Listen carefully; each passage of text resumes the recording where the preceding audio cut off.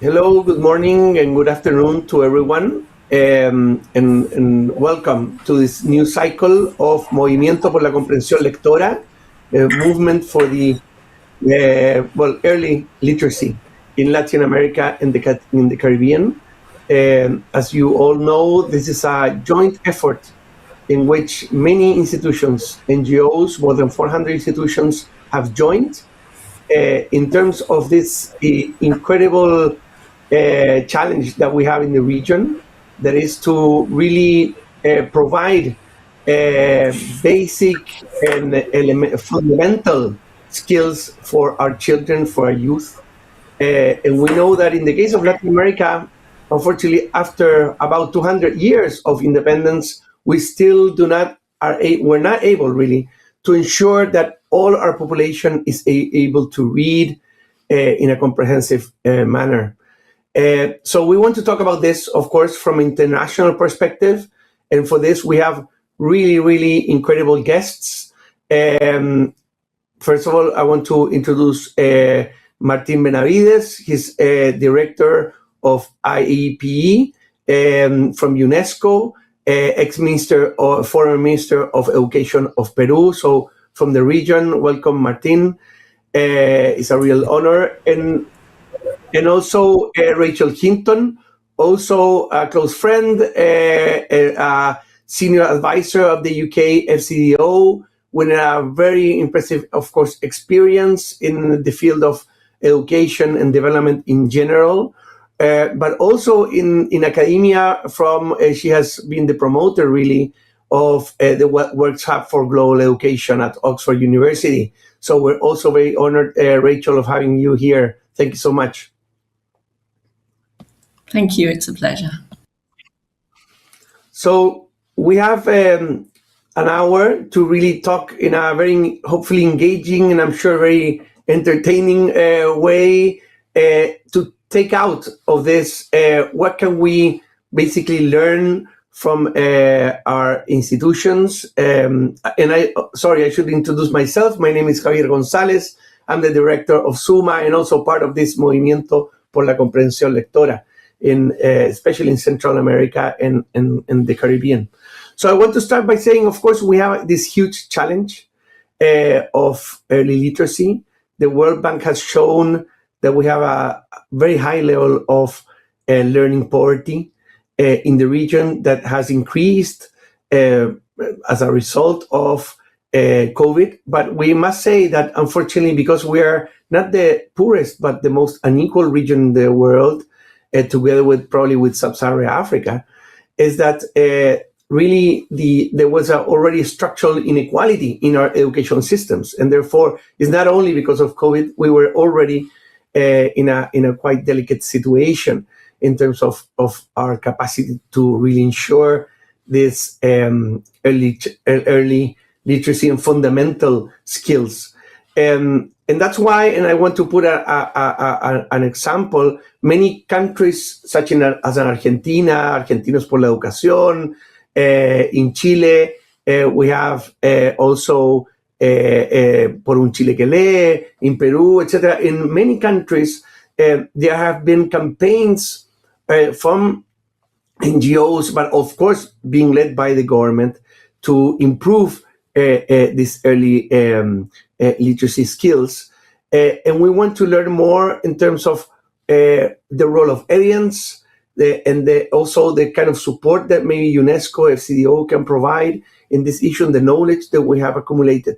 And I want to just put one issue that has to do with sometimes we feel or we see that there is a lack of political will to move forward. But I want to just maybe point out from SUMMA perspective and also from GPE, which were part of it through KICS, is that in July this year, 12 ministries of education from Central America and from the Caribbean signed an agreement, which has been called the Antigua Agreement, and which is basically an agreement to really eradicate illiteracy in these countries, in these 12 countries from Central America and the Caribbean. So there is today a momentum.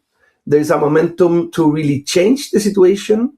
And again, we can see this also in South America, Brazil being Sobral, quite important case, Argentina, etc. So there is a momentum in the region in relation to early literacy. So with that in mind, I start my round of questions. So my first question would be, it has to do with, we know that any reform, and Elmore would say that any reform, in order to be really successful, has to depart from and start from the pedagogical core, so pedagogical practices. So what I would like to maybe hear from you, from your work and the type of strategies that you are promoting from your institutions, is what is research saying in terms of those practices that seem to have the most impact and that in more transformative impact and potential that could be used in the region to promote this early childhood and early literacy commitments. So Rachel, maybe I'll start with you and then provide the floor to Martin, and then I'll keep switching. Thank you so much. Thank you very much indeed, and it's a real pleasure to and privilege to be talking to you all here today. And I think, as many of you will well know, one of the biggest challenges that we face, and governments all over the globe face, is the evidence not necessarily being clear. And one of the things that we did at FCDO with our colleagues from the World Bank and from the UN was think about how do we address that problem of this disparate information. And to give you one example, I was recently in Ghana. We just had the ADEA conference, the African Union organizing a big conference of 20 ministers. And after that, I was there at the ministry. Those big concrete buildings, very imposing structures, spiral staircases going up. And along that corridor, you saw 8 different professionals, tech professionals, all with their paper in their hand with the evidence, and some a little nervous, but each one claiming that their intervention was the one that should be bought by the minister and should be invested in. But the question is, how robust is that evidence? How big a sample size is it used on? What is the cost of actually implementing that evidence? And I think these are the very questions that we felt weren't necessarily being synthesized into really useful product. And that's why about 5 years ago, we established the Global Education Evidence Advisory Panel to help us all think about, okay, so what does work, what works, and at what cost? Bringing in that cost effectiveness question that is so critical if you want to take things that work to make a difference for children to scale. So that panel included people across the regions. In fact, one of the most active members is Jaime Saavedra, who you will know well from Peru. But it includes psychologists, it includes economists, people with political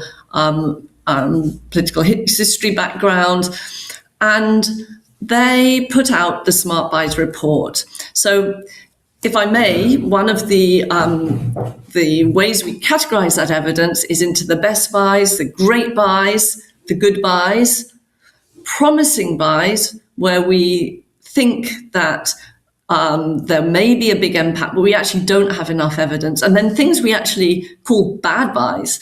And we call it bad buys because we have evidence to show that the learning outcomes won't change if you do those things.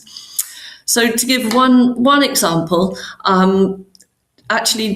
doing structured pedagogy for children and actually supporting learners to learn at what we call the right level is an incredibly important intervention that can be implemented in many contexts and is now really gaining momentum across the globe, and we're seeing some great practices of how that can be mainstreamed with support often from civil society organizations to help really get children learning. And one good example of that happening was in Kenya through the Tusome program, where children were being supported with a structured approach to their learning. Thanks so much, Rachel. It's very interesting, and indeed the work that GIPS is doing is very interesting. Martin, please, I give you the floor. Thank you very much, Javier, and I'm very happy to be in this panel, and also congratulations for the movement that you have created, the Movimiento por la Comprensión Lectora. I think is very critical, and I really appreciate the idea that you are putting learning at the center of national agendas, and I think that only that thing is very strategic. When we talk about reforms, I mean, we talk about so many things at the same time, and sometimes we lost the priority that the learning agenda should have in those reforms. So it's very important that you are part of this movement and that you're promoting the idea of supporting in different countries foundational learning. I would like to complement what Rachel just has said. I think that as important to have the evidence that Rachel has been analyzing and talking about, I think it's very important for our countries, especially our region, to try to strengthen the system that will support the reforms related to learning. In that sense, I think it's important to not only to try to identify what evidence is critical for improving foundational learning, which is very important, but also it's important to think about how we are going to organize the system in order to promote that specific evidence in one specific context. And this is related to how to promote coherence within the systems. So in the sense that teachers' practices should be aligned with pedagogical good practices and with curriculum and all the different ideas that a specific government wants to promote, but also how this system is promoting trust between the different actors to, for example, promote the importance of using timely, high quality, actionable data at multiple levels of the system, not only at national level, but also, and probably more importantly, at the subnational levels where most of the action happens in the countries. So it's important in that sense to build trust for data collection, to build coherence between the different policies that we will the specific countries will need to develop in order to improving one specific situation related to foundational learning. And also, I think it's important, and that there is a lot of evidence, and I think that the Latin American region has been improving a lot on that area. It's very important that the countries combine different sets of of data, no? Not only system level data, but also classroom level data, no? To guide foundational learning reforms and these policies that should be better aligned and with more trust within the system. No? So we need to promote learning assessments. And in the region, we have very good experience of continuity and very strong teams working on producing learning assessment data. There's a lot of important developments on that area. Also, it's important to be able to develop what is called early warning indicators, and also in our region we have very good experiences related to the ability of the system to identify problems in good time and not at the end of what the problem has increased very significantly, but trying to develop different early warning systems related to how pedagogical systems are working, how students are reacting to different new implementations. We have also to build information on teaching practices. In that area, the region is Latin America and the Caribbean region has also some experiences, but not as on learning assessment data. It's very important to collect data on instructional time, school conditions, teacher deployment, which is an area very critical also for some of our countries in the region.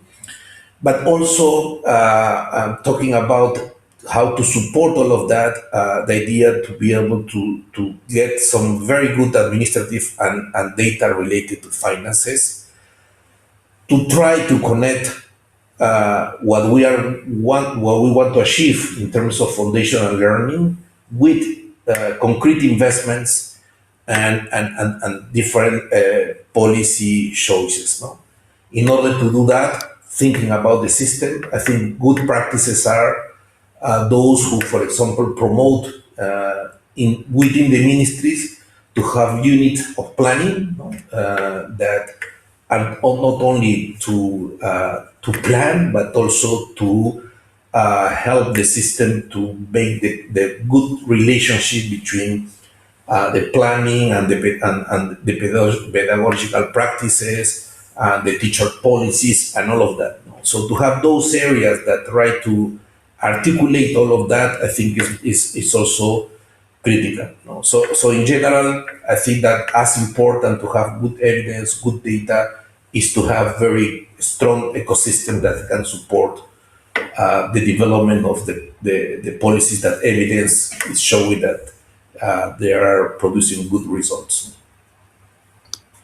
Thank you, Martin. And I know actually in the region, Peru has been a leading country in terms of IIPE and in terms of tracking data. It's very impressive what Peru has been doing. And we mentioned Jaime, and Martin also is part of that success that we see in PISA, right? Peru is one of the few countries in the region that has been able to sustain growth in terms of learning achievement. So indeed, all what Martin is saying is not only theoretical, but it's been done, and that's the value of it.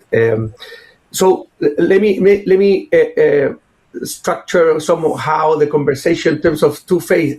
We covered somehow what is research saying in terms of what had to happen in the core, and Rachel was talking also about TARL and that kind of practices that GIP is identifying. But Martin also was talking about the importance, of course, of the enabling conditions that allow for this pedagogical practice to happen. And from SUMMA and together with the OECD, we just launched a report on high quality teaching practices, for example, which also we will be launching another version for Latin America in the next trimester. So my question would be, what is, in your view, but of course based on research and on evidence, those enabling conditions? I think Martin kind of talked a little bit about this instructional time, for example, non-teaching time that allow teachers for planning and evaluating, etc. But that other kind of enabling conditions that research is showing that we need is not only about saying to teachers, you can, it's, well, basically you want to, but we can't because we don't have the conditions.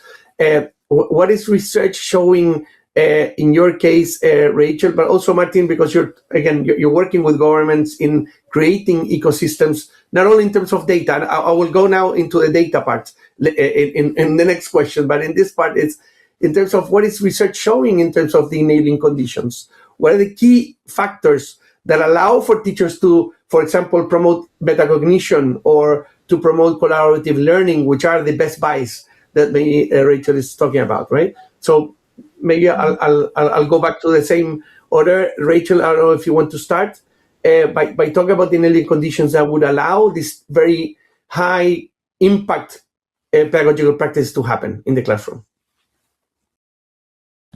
Yeah, thank you very much. And I think it goes back to, if you were to sum it up in one word, it's about back to what Martin was saying about having a strong system and a supportive system that works at every level.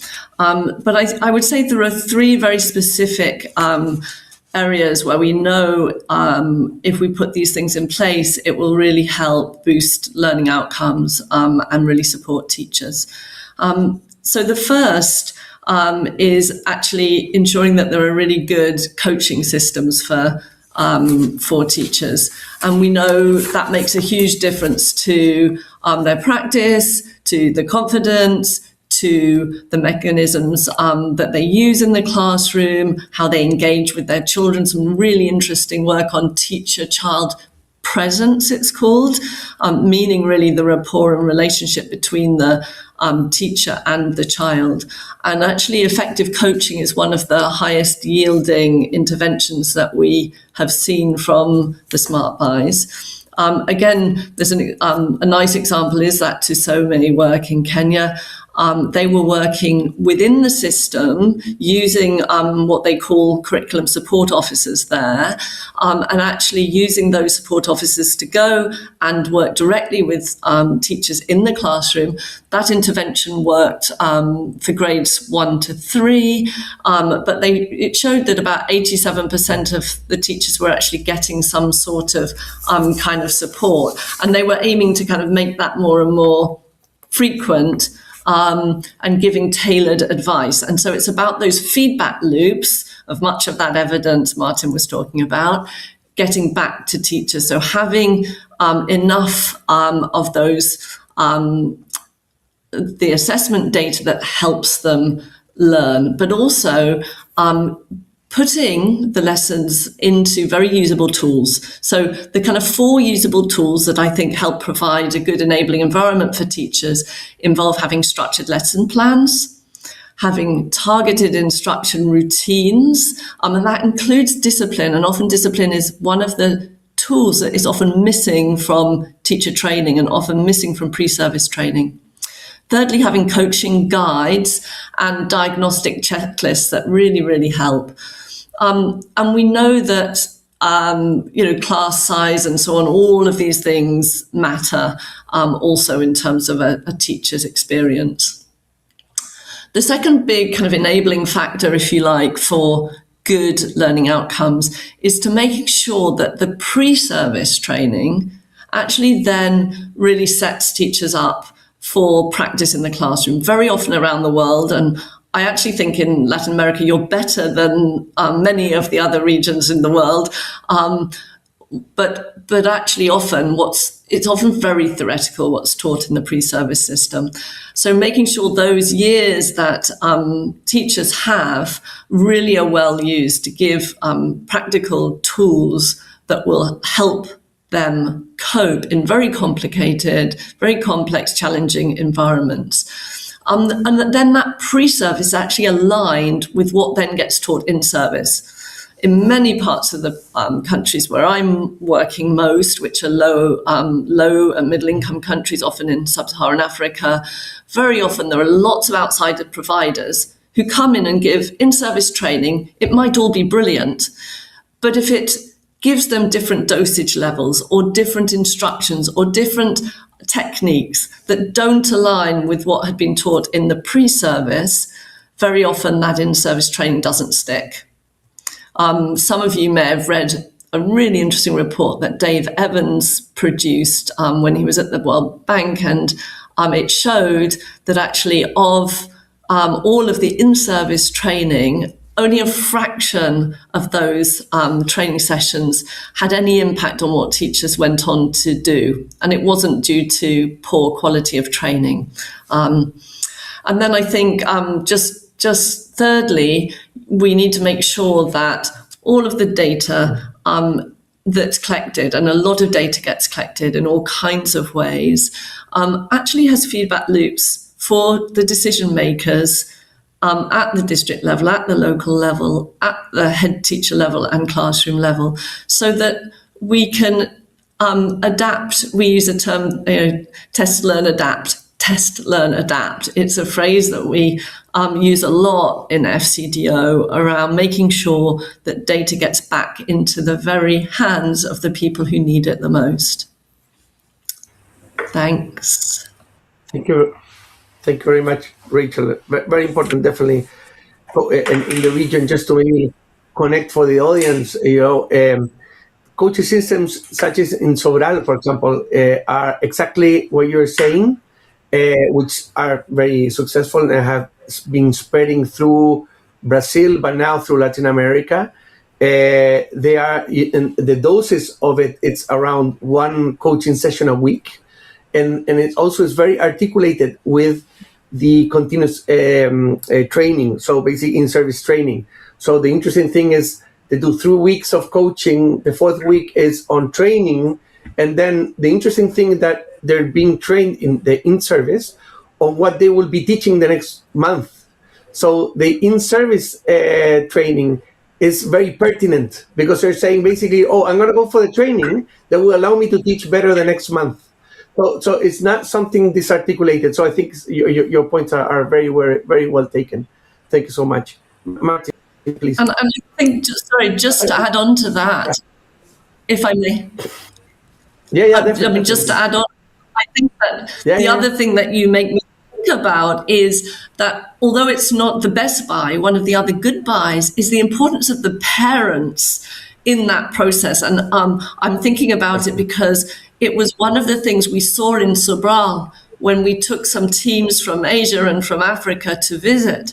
And they realized that actually the attention that was being placed on using all members of the community, whether that was not just direct parents, but it could be grandparents or carers or other members of the community, supporting and coaching and encouraging children is hugely important. And I saw that you had a session yesterday also with Ben Piper from Gates Foundation and talking about the literacy paper and just the number of hours of practice children really need to become good in literacy or in numeracy really requires that wider community.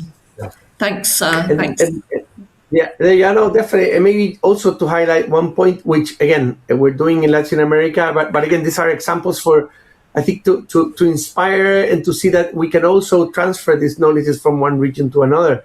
With the University of West Indies, together with KICS and GPE, we have promoted reform in 10 countries in related to their practicum, which is another point that you mentioned, Rachel, which is their practicum until now, it was at the end of the career of the program. Now, with this new reform, it starts from day one. So from day one, teachers to be are going into the classroom, really connecting theory with practice, and I think that's so important. So thank you so much for those two points as well. Martin, please.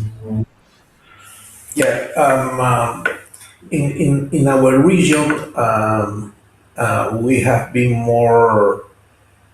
We have more experience doing reforms that support in-service training more than pre-service training, and I think that as was mentioned before, it's time to try to align both in a better way. No? We have a lot of different reforms on in-service training. Unfortunately, with not the impact that countries were expecting. And one area that has not changed significantly in the region is all what is related to pre-service training. Basically, because this is the area of the universities, no? And there is this issue of autonomy of the universities. So I think that it would be important to work on one idea that helps the ministries of education to try to also to reform universities where the future teachers are getting trained. And part of that reform is related to what you were mentioning, in the sense that how to combine, the in-service theoretical training, but also with a lot of hand-ons and experience of practical experience during the training that the future teachers are receiving. One thing that has been showing important result also is this peer-to-peer support. That in some countries is working well, no? In the sense that you have colleagues that have probably more experience or has been related to some important reforms, helping other colleagues, and that's an innovation or a reform that has been showing important results also in some countries, no? But in addition to that we can call more on issues related to contents, to the capacity to teach in a good manner. I think it's also very important to think about how to engage more the teachers into reforms process. No? We all know that in our region, the life conditions or salaries are not necessarily the best for teachers. In some countries better than others. Some countries have been improving on that area. But so how to motivate teachers to be part of one process of reform? This is very important, no? Because we can have the best evidence, we can have the best in-service training, but if we don't have the teachers that are motivated to produce the change in the classrooms, things will not work. So how to be able to improve that, no, the motivation of teachers. And I remember that in the report that you were mentioning, Javier, this was an area that was very important, how motivated teachers can help students to improve. No? So how to increase that. No? One possibility is to try to give more autonomy to teachers, no? To give enough trust also to them in order them to be able to develop different innovations and try to solve concrete situations, and in that sense gain some confidence on what they can achieve. Our systems for this very important purpose of collecting evidence, we also at the same time we have been making a lot of pressure on collecting data from teachers. I think it's important now to try to have a good balance on that and give some autonomy, some more autonomy to professors to be able to innovate. there are a lot of different innovations in the region that might be important also to try to scale. I mean, the innovations that the teachers themselves are producing every day, some of them could be part of future policies at scale. That's one thing, to give more autonomy to professors. And the other is to build the teachers' careers, something that in some countries also we have been able to implement, in the sense that try to motivate good future professors to look at the career, at the teachers' careers as one possibility, where if you have enough important conditions and performance, you will be able to increase your career path and gain more experience, but also salary in the process of advancing in this teacher career. So that's another area which is very important to promote. I mean, and that's a way of also engaging more teachers in this motivation to change. Some countries has done some important improvement in promoting teachers' career, others not yet. But I think that will be important to also to begin to implement as a complementary process to improve the motivation of professors.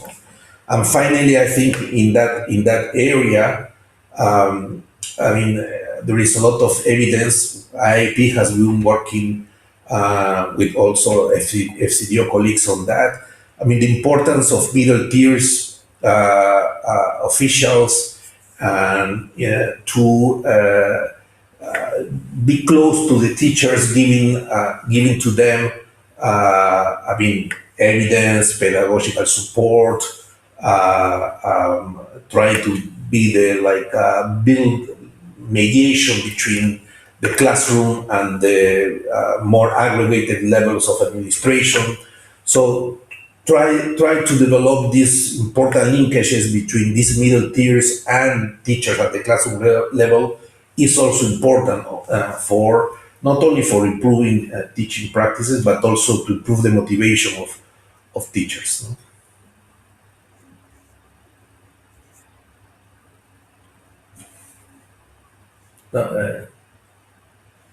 We can't hear you.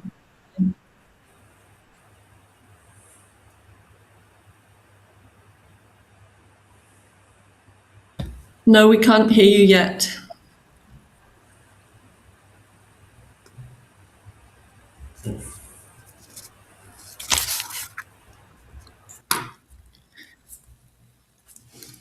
We can't hear you now. While we're waiting to hear Javier, I just wanted to come back, Martin, on something you were saying, which I thought was really fascinating, which was this question about teachers themselves doing research and having the opportunity to test interventions. And I wanted to check whether audience were aware of an organization called Education Endowment Fund and Foundation, because it does fantastic work supporting teachers to do exactly that, and has a really useful website that I think people might find interesting, where you can put in a question about an intervention or an issue you might have, and it gives you what the evidence and the state of the evidence is at the moment on that topic, with the links to all of the research, which is really interesting.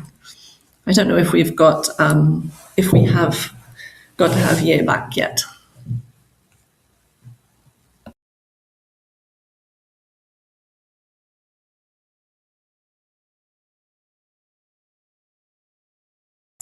Yeah, Javier.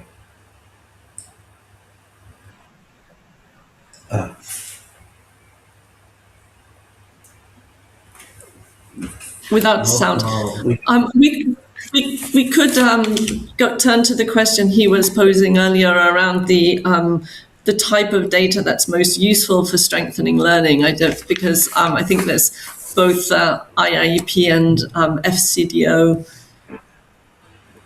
are very engaged in those things. And from our side, and I don't know, Martin, I'm sure you'll have some things to add, but from our side, there's sort of 4 types of data that are particularly important to get that whole picture to accelerate learning.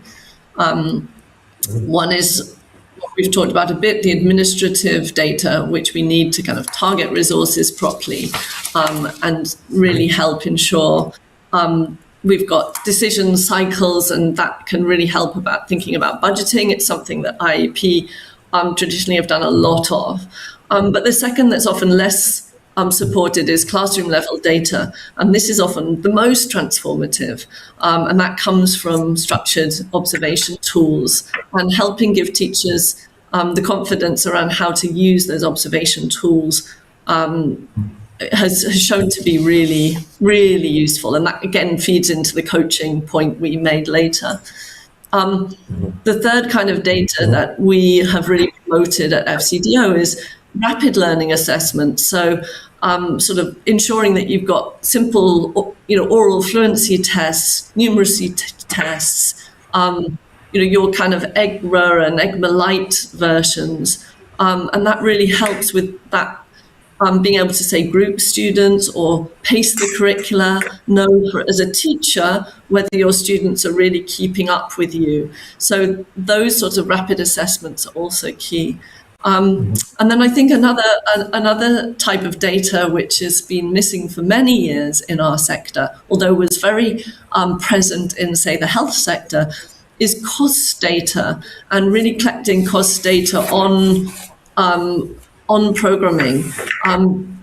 We know that differs hugely according to the dosage or how often you might need to say implement things, or how many textbooks you'd have per child, and all of these questions around the costs of your intervention. But Martin, this is something that is very key to what IIPE and UNESCO have done for many years. Yeah, absolutely. From our side, also, we believe that a strong evidence ecosystem emerge when countries can embed assessment and data systems within the policy cycle. So from the diagnosis to the implementation and the monitoring. So when we are able to combine this different kind of data that in some way goes from the diagnosis to the classroom, those are the situations where, things are improving and has more stability.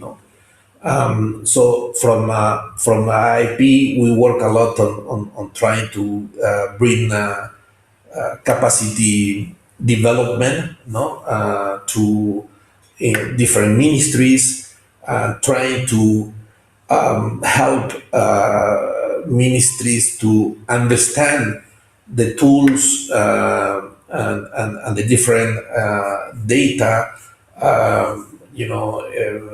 trying to develop some skills to analyze, to interpret, but also to apply the data. That's an area that for us is very critical in this project of trying to move the data from the diagnosis to the classroom.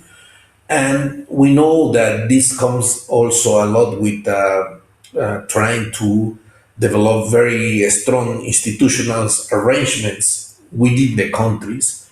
We have evidence that successful systems rely importantly on the stable units for assessments, but also for planning, for evaluation, and more importantly for collaboration between each other. One recent development that also is important in terms of the data ecosystem is the collaboration and co-construction with local actors. No? So how more and more is important to try to get into the different contexts and identify new data that has been produced there, and try to see if that data could be used for purposes related to the policy implementation. So we think that that evidence gains strength when teachers, researchers, and community participates in its production and use. No?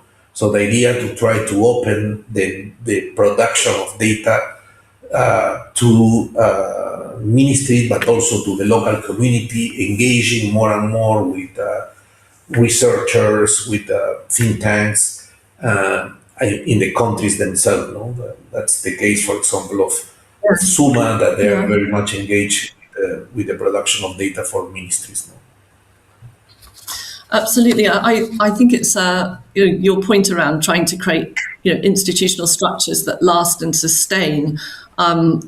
SUMMA's really led the way in terms of really encouraging the use of data and evidence. And something we're doing, the initiative that's called the What Works Hub for Global Education. I hope many of you listening might be part already of that community of practice. And if not, do feel free to go on the website at the University of Oxford, and we welcome people signing up to that community of practice. But one of the things that they're doing is creating, helping support evidence labs. We still can't hear you, Javier. We'll carry on while we're waiting. But I think one of the exciting things there was when we saw in Peru with Minedu Lab, that of course had been created when Jaime Saavedra was there, was how it actually sustained through political change. Because many of those sort of institutional structures or groups of staff within a civil service often don't sustain political change. So what was it that was so special about that lab that meant it sustained? And we've been taking a lot of the lessons for other countries from that example. And there are it seems like there's three things that were crucial. The first was that those staff were co-designing interventions with really good independent academics, often from within the country, the region, or globally. The second critical thing seemed to be actually supporting then that evidence to be used for real-time changes in an intervention, so that evidence wasn't just sitting there as a report on the shelf that no one was reading, but it was being used for that test, learn, adapt. It was being used then to change an intervention. And then the third thing was that evidence that they're producing was actually guiding what to scale up or what not to scale up. And I think we could ask how did they do that? And again, the What Works Hub's taken lessons from this, which is the first pillar of the What Works Hub was about how do you translate evidence that often is very turgid, very difficult to read, and how do you actually guide it and translate it into really usable forms so that it gets into the hands in maybe a visual way, maybe in a graph or a case study, and not in a formal report. Javier, can you? No, we still can't hear Javier. I think those. Yes. Yeah. One important characteristic of the labs, and especially Minedu Lab, was that the questions they were trying to solve were really policy questions. No? So there were questions that were critical for the ministers at the moment of the specific period. No? So there were, for example, helping on how to develop early warning systems, how to improve the value of education in areas that are very complex and far away from cities. So a lot of different ideas related to concrete policy questions. No? So I think that's something that was one of the advantages, and the other, this combination of different specialities, no? In the sense that, it was work related to education, but not only people with pedagogical careers were engaged on that, but also economists, social scientists, political scientists.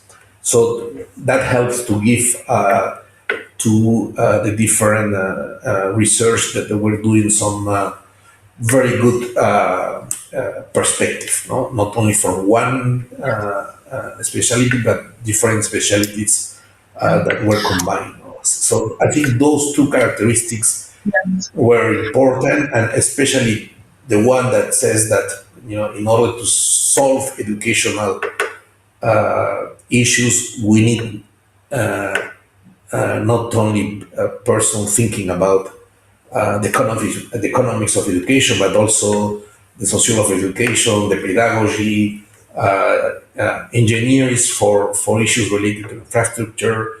So that's another thing that I think it was very powerful, and we can extract some good lessons learned from that. No, I think the political cycle question and making sure evidence is available at the moment, the right moment, is key. I know I'm trying to imagine the questions that Javier would put to us, and I know the other thing that he is always challenging us is about the institutional conditions for this evidence ecosystem to be really strong. And I'm sure you've got thoughts on that as well. But I wanted to share one development that I think was really crucial, and again that I hope some of the members link into, which is the Building Evidence in Education Global Group that UNESCO has also been very key in helping establish. Now it's more than a decade ago, isn't it, Martin, that was set up. But that was done at a time when there was a sense that RCTs were the answer to everything, and there was just one kind of data that mattered. And one of the most exciting debates was actually between Rachel Glenister, who of course now is the president of CGD, arguing for RCTs, and it was a sort of posed as a debate versus Kane Rowlandston, who had been at Young Lives collecting longitudinal data, and he was coming in saying we need qualitative data as well. And it was a very heated discussion. And one of the consequences of that debate was to actually that we all agreed as global players that we needed high quality standards for research, whether it was quantitative or qualitative. And those guidelines were then produced and jointly signed off by all of those institutions, which have been very helpful in really improving the quality of evidence that's been collected over the last decade. And I think that they still remain really useful guidance notes that are available on the website for everybody to access and see. But my last point on that is this one of political will. I think that, Martin, one of the things we've been very fortunate in FCDO and the UK is that evidence and evidence production has always been taken very seriously. And historically, we actually had 3% sort of earmarking of our budgets where we had a proportion being used for evidence production. And that's been really crucial, along with independent, we call them chief scientists, but within our ministry, we actually have independent academics who come and are embedded inside our ministries and help set the vision, if you like, for evidence and what needs to be produced and how it gets used.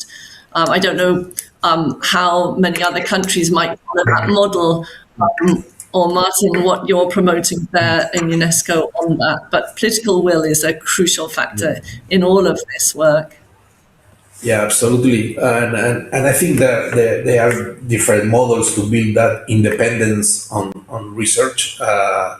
Some in some countries they try to build that from like collaboration with think tanks that are not part of the government itself. In others, building civil careers within the governments to have like research staff, like Middle labs or things like that, that they have enough independence to produce the research that is necessary. I think two additional points could be: one is that as important to have Sure. strong researchers and strong institutional ecosystems to produce the research that is necessary, is to have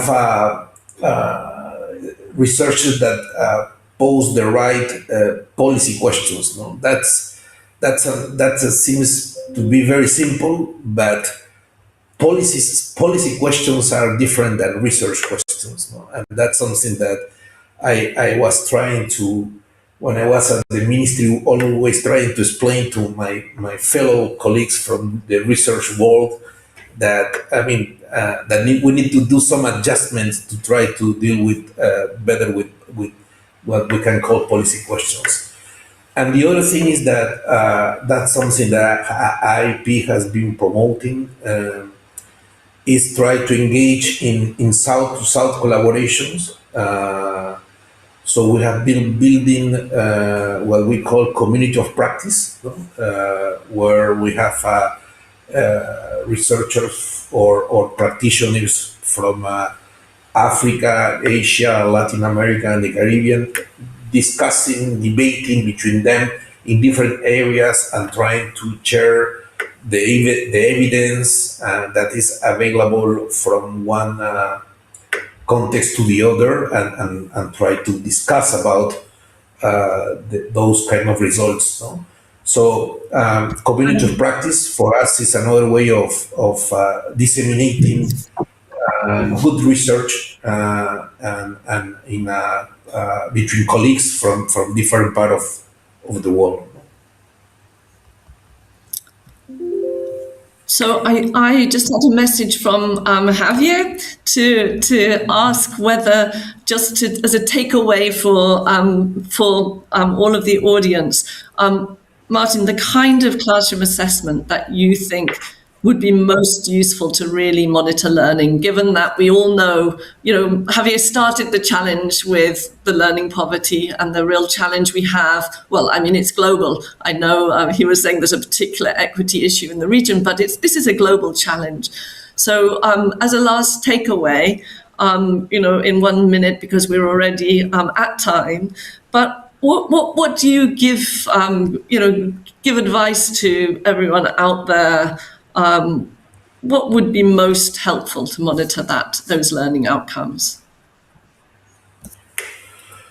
I think to me what is critical is to think that it's important to build data ecosystems, not only related to learning assessment, but also to other kind of indicators that are important, for example, to inform teaching practices. So I think that the system should try to combine a balanced set of system level, but also classroom level data. And as important as producing more data is to try to create some coherence and trust and capacity in the countries, so that evidence informs planning, resource allocation, but also classroom practice. I love that word that you use, this word trust. And actually, people might like to read a paper we did a long time ago now, 2019, called Pathways to Impact, and it was a paper done with my colleagues, Laura Savage at the time and Rona Bronwyn. And that whole issue about trust and relationships was really clear in this triangle between how do you really bring researchers, practitioners, and government really, not instead of being in three different separate pillars and silos, how do you bring them really together for us to have the solutions to put learning at the heart of what we deliver in the classroom? And we've got one last question coming from Javier, which is the kind of governance system that we need. And I think that it is about creating this trust between these three partners and preventing this siloed approach where knowledge doesn't flow between those very important partners. It's a great pleasure and privilege to be talking with you. From Javier, he says, thank everybody for coming, and apologies for the audio crisis. I hope we didn't do didn't pose as hard a question as I know you would have to us, Javier, but we have greatly enjoyed talking with you all today, and it's a real privilege for me to be here as well. Martin. No, thank you very much. Also, Rachel and Javier, and also al movimiento por la Comprensión Lectora. I think it's very important that you are engaging on this initiative, and good luck to the different practitioners and staff from our region in all the new things that they're doing now for changing our systems.